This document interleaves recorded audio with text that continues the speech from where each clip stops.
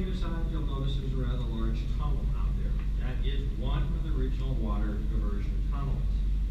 Now, they built 4 of these tunnels back before they could build the dam. And the purpose of the tunnels is to divert the water out of the river so they have a dry place here near which to build.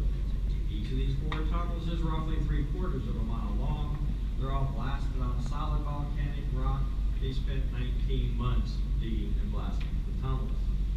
When they were done, the next step in the process now is actually force that river water into those tunnels. To do that, they built something called a Hoover Dam. This is a 10-story tall dam. It's made out of rock and dirt. As it started to rise, so did the water behind it, and eventually the water flowed into the tunnels and through the mountain and back out into the river. A lower Hoover Dam was also built. This was placed here to prevent this water from backing up into the construction site. Eventually, the lower Hoover Dam was removed. The upper Hoover Dam is still at the bottom of the lake.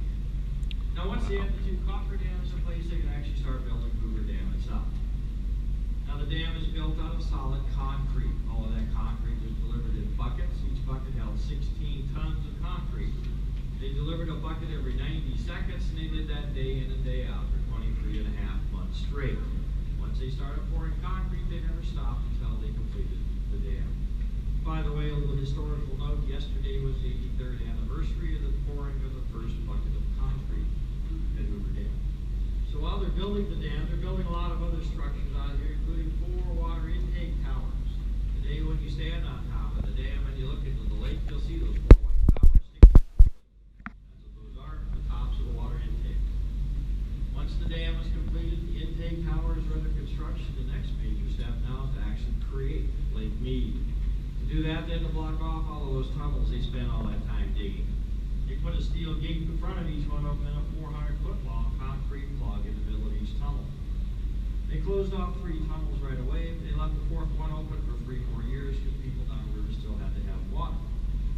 With those 3 tunnels blocked off, the lake started to rise behind the dam. It took 2 years for the water level to reach the bottom of the intake towers. From there, though, the water just gravity flows down something called a Penstock pipe. Now, that's just a giant water pipe. This one has 96,000 gallons of water per second flowing through it. That is enough water to fill up an Olympic-sized swimming pool in 6 seconds. Water passing down the large penstock will branch off into a group of smaller ones at the base of each of these. There's a turbine. Water comes down the large penstock, down the small penstock, 48 miles per hour, spins the turbine, water goes back out into the river. Each of the turbines is attached to a generator. As the turbine spins, it spins the generator. The generator spins, it generates electricity. We'll talk more about that at the next stop. So I told you we are inside one of these tunnels. We're located right here. We are inside the mountain. We are 550 feet below where we started in that elevator. We are downriver from the concrete plug, which is off in that direction, about 100 yards down there. And we are, oh, by the way, if you look out the window on either side, actually that's a better side. Look out the window, you'll see a large black pipe down there underneath. That is the Penstock pipe, that's a large one. And if you look up, you'll see the pipe above our heads up here. That is the air vent. That's where we get all nice, fresh, cool air down these tunnels down here. Okay, now, when we leave here, we're going to get back on an elevator. It'll be a short ride. We'll end up in a balcony right about here overlooking the 8 generators of the Nevada side of the Hoover Dam power plant.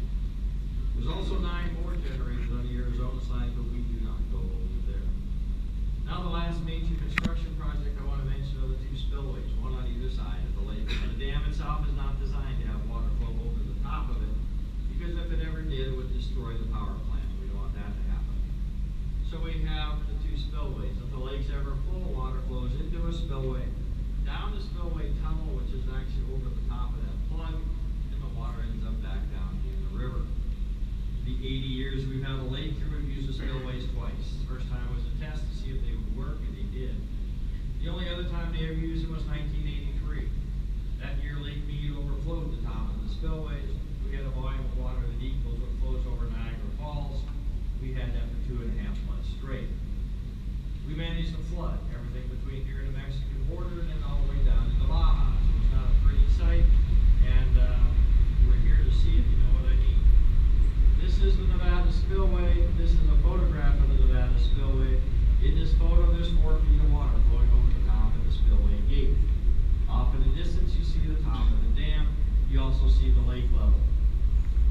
photograph, Lake Mead is 6 feet below the roadway. Today, when you go out there, it's 152 feet below the roadway. Now, we are 18 years into a drought out here.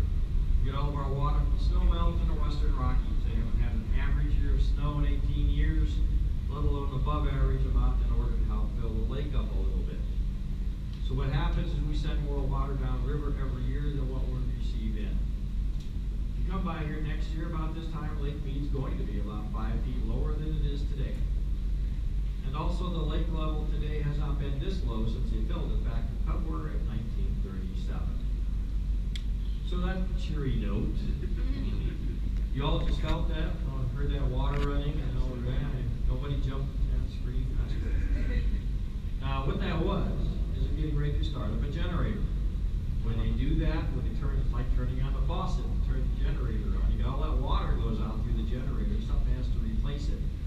You get an air pocket down here, so that rush of water is